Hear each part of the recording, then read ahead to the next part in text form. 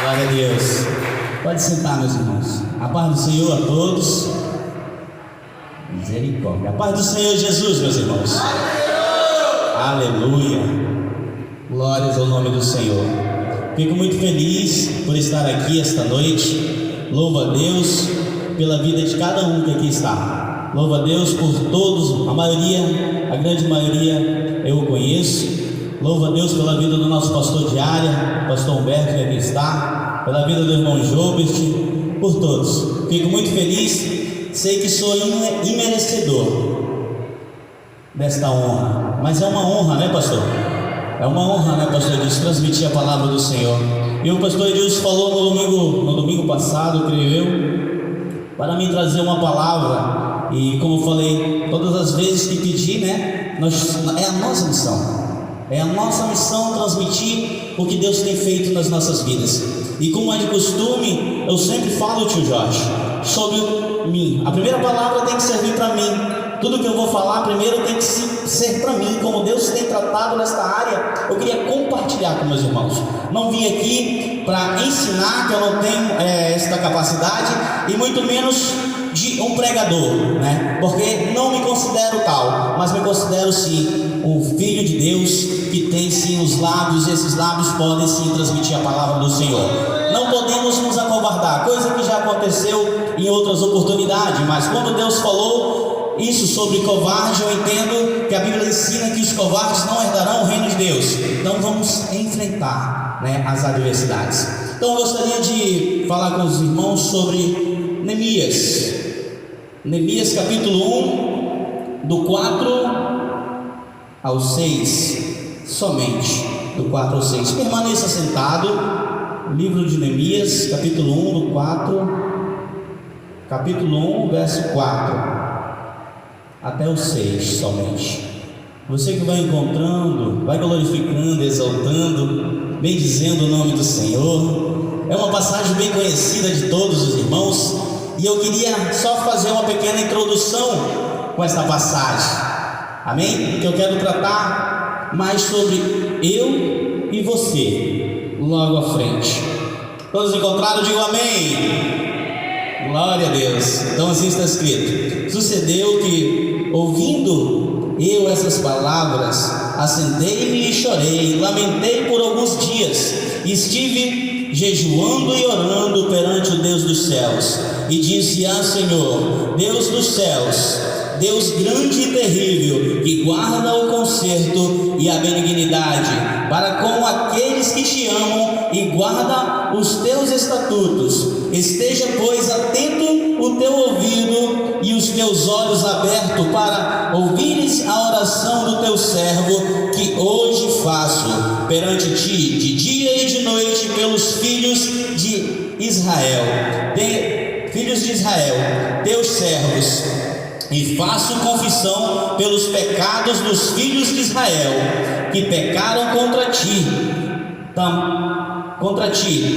Também eu e a casa de meu pai pecamos. Amém? Louvado seja Deus. Somente isso, meus irmãos. Somente esta palavra para iniciarmos. Aqui nós estamos falando de um homem a qual servia um rei, a qual estava ali fazendo o seu trabalho, vivendo a sua vida no seu conforto e na proteção real, a qual ele ouviu falar do Deus da cidade, do templo aonde ele congregou, onde os seus pais congregavam, onde depositaram a sua fé. E aquele homem, ouvindo o relato de como estava os seus compatriotas, como estava o seu povo, aquele povo escolhido, aquele povo a qual Deus fez o conserto, fez uma promessa, ele não se conformou, mesmo ele estando no palácio real, mesmo ele estando com tudo que ele poderia ter de bom, ele tinha, tanto que ele comia a própria comida real, mas ele não se conformou com aquela situação. A Bíblia diz, essa passagem diz que ele foi movido de íntima compaixão para com o seu povo, e ali ele começou a orar, a jejuar perante Deus dos céus, o Deus que fez as promessas, para que ele viesse ter uma direção, né? Eu estou andando bem rápido, a gente vai ter pouco tempo, mas ele começou a orar, irmãos. pedir direção de Deus. Era um homem, tio, que não tinha capacidade para construção, não tinha ali nenhum relato que ele era um engenheiro, que ele era um construtor. Ele não tinha nem condições de se transportar daquele lugar até onde ele precisava ir. Mas ali ele começou a pedir direção de Deus, e ele procurou a quem poderia ajudar. Quem poderia ajudar, né? A Bíblia diz que ele foi, se apresentou, e naquele dia ele estava triste. Ele estava triste. O rei percebeu e perguntou a ele. Mesmo o rei com a sua esposa ao lado, percebeu e perguntou. E a Bíblia diz que naquele pequeno fração de segundo, ele orou, pediu direção, e ele falou ao rei que ele precisava ir a Jerusalém, que ele não se conformava como estava o estado das portas do muro de Jerusalém, daquela estrutura, mas que ele precisava, se assim agradava o rei, que o rei o ajudasse. A Bíblia diz que ele pediu cartas para transpor, para passar pelos governadores, para passar por aquelas cidades. Mas a Bíblia também diz que o rei deu muito mais, porque o rei, ele sabe qual é a minha e a sua necessidade. O rei proveu todo o seu sustento, proveu tudo o que ele precisava. Continua a história, ele chega naquele lugar. Ao chegar naquele lugar, ninguém acreditou da missão, do chamado, do que ele deveria fazer, ou do que ele tinha já em seu coração para fazer.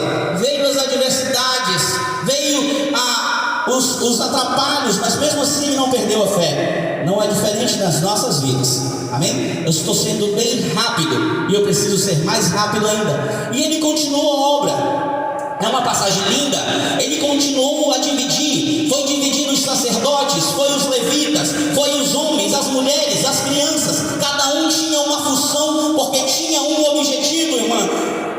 E ali a glória de Deus agiu. Aonde tem a unidade, eu e você sabemos que a glória do Senhor vai estar naquele lugar. E é Deus que estava por trás de todas as coisas. E inúmeras vezes nesse relato, nesta passagem, a Bíblia diz que Deus pelejava a guerra deles, e eles não se entristeceram, ou quando se entristeceram, oraram a Deus, e Deus estava a favor. Eu e você precisamos que as mãos de Deus estejam em nosso favor. Precisamos estar seguindo o curso de Deus. Muitas das vezes o curso que Deus quer que eu e você vá, não é descendo a correnteza, não é descendo o garapete, Jorge. Muitas das vezes tem que subir. Normalmente eu e você vamos ter que nadar para subir. Só que nós não queremos ficar na comodidade, queremos ficar no bom, no nosso fazer, no nosso conforto, sabe? E Neemias não aceitou isso na vida dele. Por que eu estou falando isso, meus irmãos? Segue a história.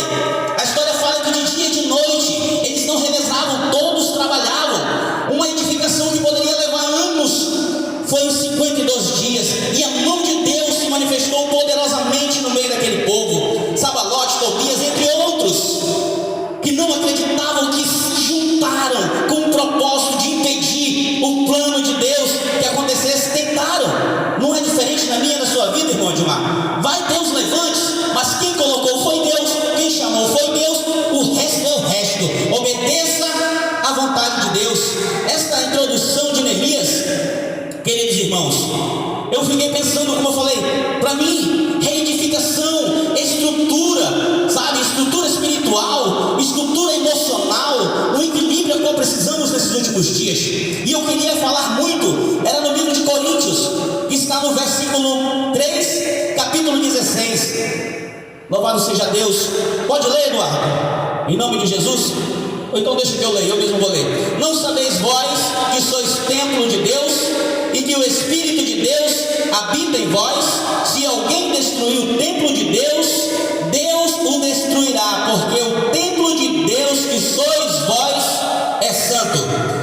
Eu estou falando de Neemias, daquela obra, de como ele procurou ajuda ao rei, jejuando, orando, buscando direção, e o rei deu todas as ferramentas.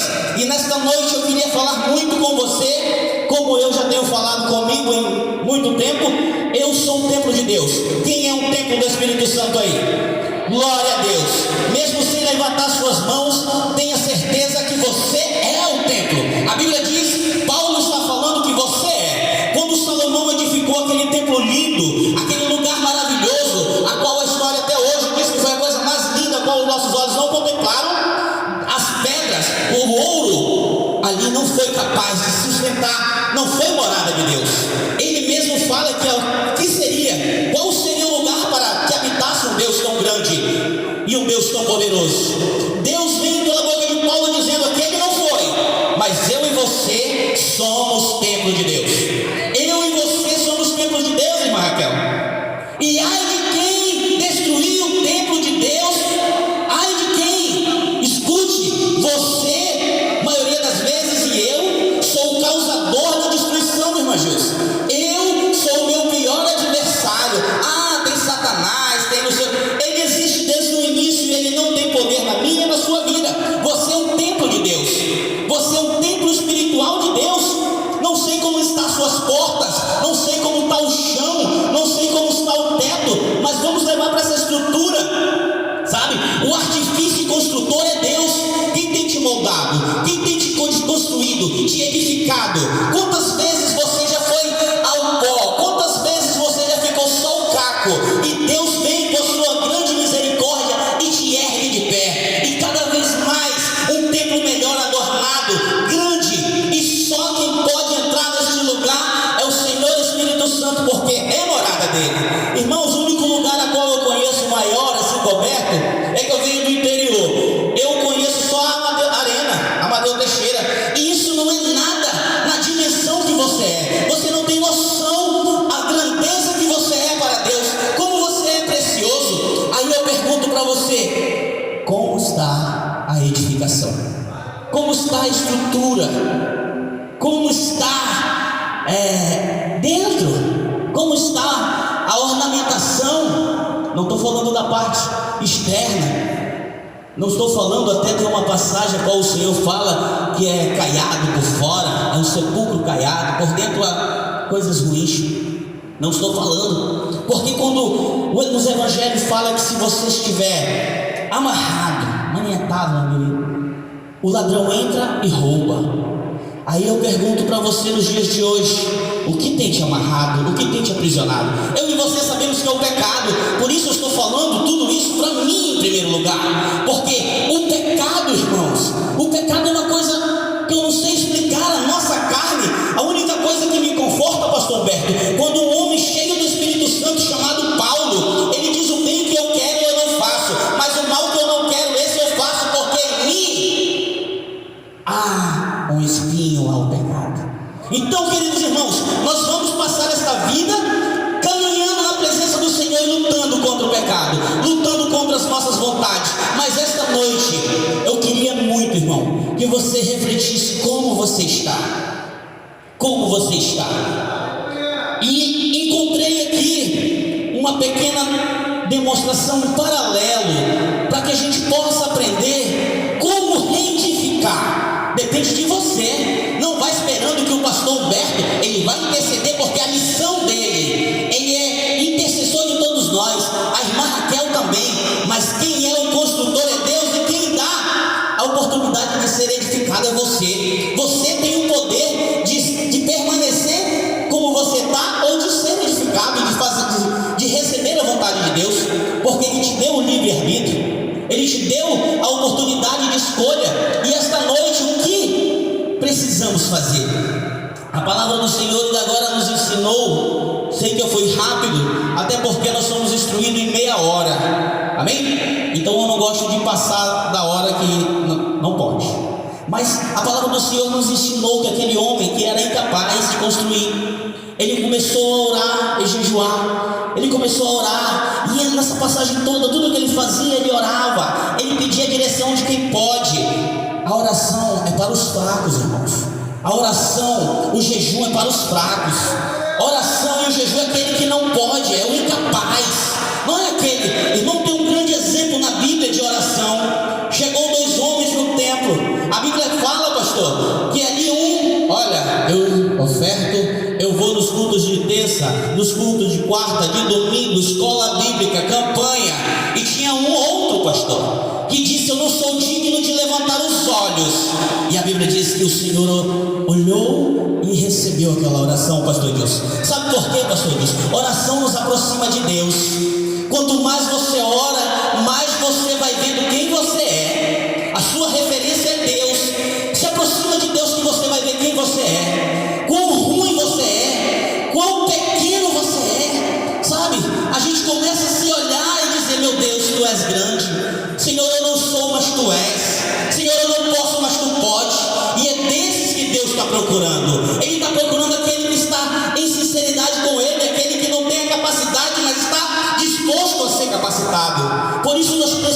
irmãos, está orando. Isso é obrigação do cristão.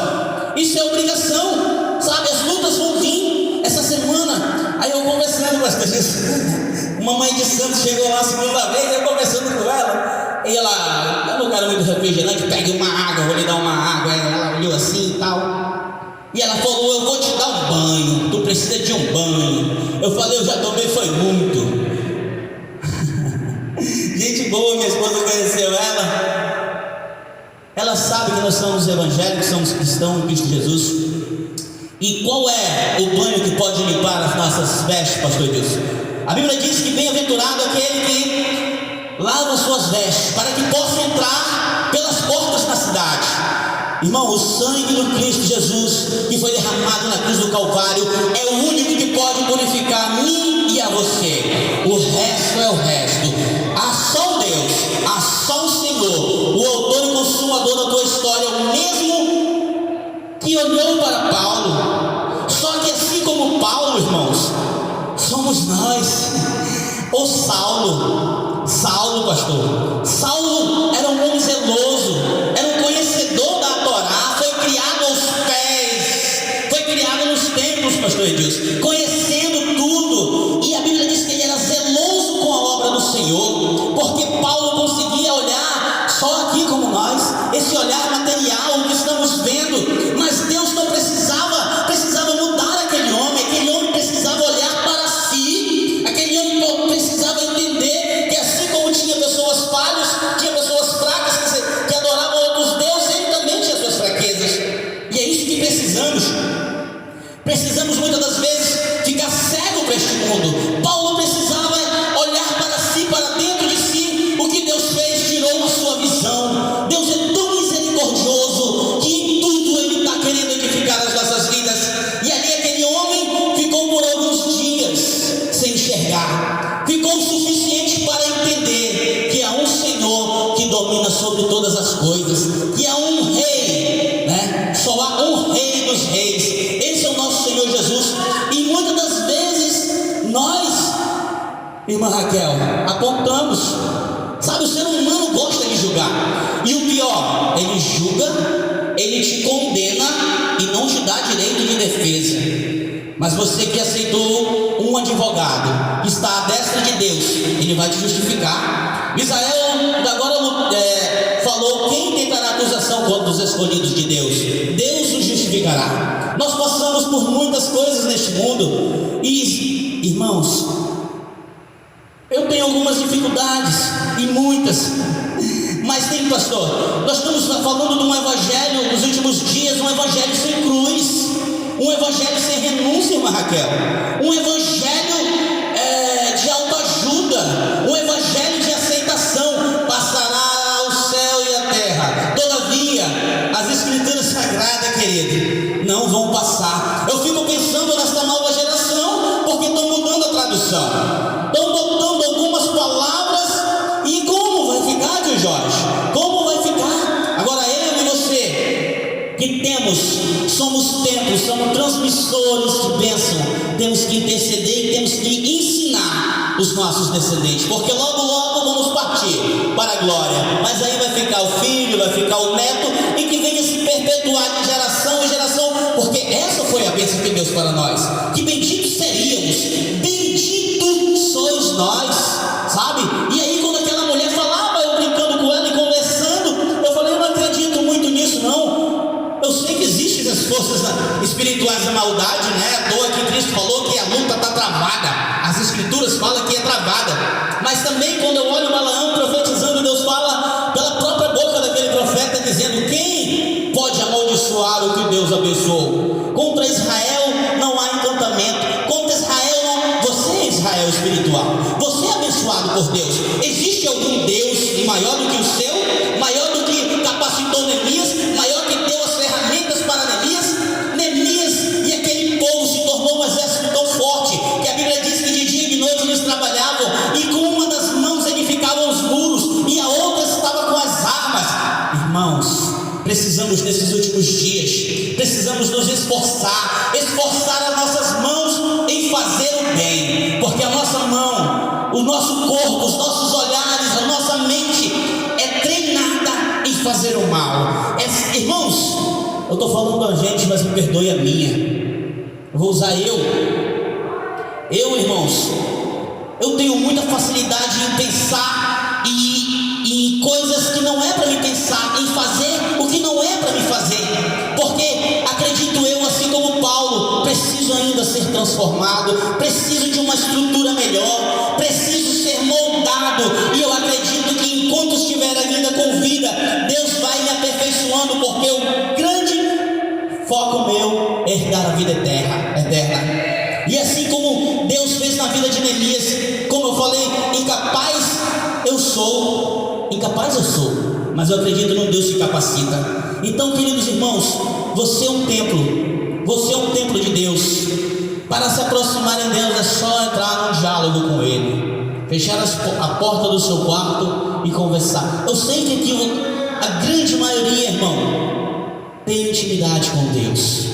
A grande maioria tem a sua forma particular de tratar com Deus, porque Deus, ele é tão maravilhoso, é um Pai tão bom, que Ele trata diferentemente com cada um. Eu gosto muito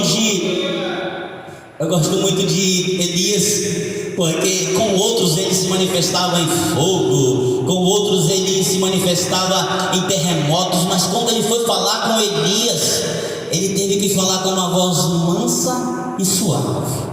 Aquele homem, irmão, ele me chama a atenção, porque a Bíblia continua dizendo que ele era igual a mim, igual a você. Ele ficou um pouco desiludido, que queria até morrer, mas Deus tinha um plano na vida dele. Deus tem um plano nas nossas vidas, irmão Edmar. Conheço um pouco do irmão Edmar, ele veio lá do Maranhão, hoje está aqui. Quantos vieram de outro lugar, nem pensaram em estar aqui, mas estamos. Não desista, não se acovarde do que Deus colocou na sua mão, pois Ele vai cobrar de mim e de você, seja dos nossos filhos, seja no nosso relacionamento, porque nós somos templo e somos morada. E no momento que Ele estiver fazendo morada, queridos, as coisas vai ter que agir, acontecer da forma que Ele quer. A nossa grande dificuldade é em obedecer.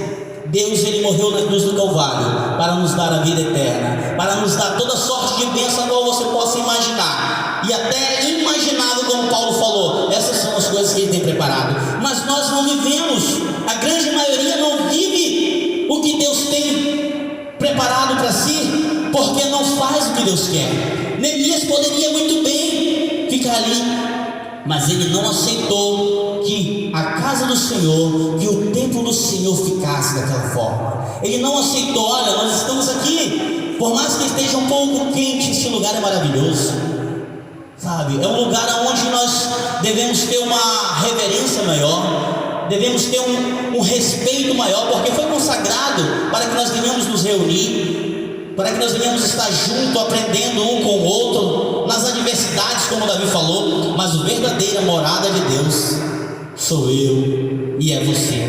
Por isso este templo que sou eu e você precisa de cuidados, e é você que precisa buscar as ferramentas, é você que sabe o que precisa ser restaurado. Eu não sei se é porta, como eu falei ainda agora, não sei se você, como o templo está desmoronado, mas assim como Ele falou para Jeremias, que Ele faz de novo e reergue esse templo. Você precisa estar erguido, você precisa estar limpo. Nós precisamos. É difícil, mas não é impossível, porque Ele deixou-nos dito que Ele venceu, e nós também íamos vencer. Esta é a palavra, queridos irmãos. Já vai dar 8 horas que Deus falou no meu coração. Esta é a palavra de templo espiritual. Eu estou precisando a cada dia ter um alicerce melhor, uma estrutura melhor, ter uma fundação melhor. Eu tenho observado, eu como estrutura, irmã Raquel, e a fundação, ao meu ver, foi num lugar pequeno, pastor Edilson, onde tinha o lampião, onde a TV era coisa do aniversário naquela época. Minha avó não queria, Deus o livre, nem energia ela queria que ligasse.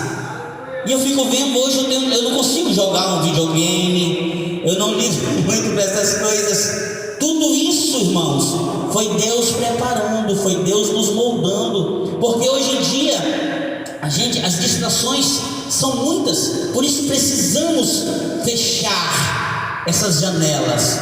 Uma certa vez um conhecido, eu olhei, pastor Edilson, e assim deu a entender ele como um templo muito grande e vidraças grande. Eu fiquei tentando entender aquilo, e como eu conhecia, ele era que olhava muitas coisas, ele era que olhava tanto. Nós temos que olhar, observar, mas tem um que olha mais do que você, tem um que só não viu poucas coisas, ele não viu pouquíssimas coisas. Uma delas nunca vi um justo desamparado, nem sua descendência mendigar o pão, mas o resto ele tudo vê.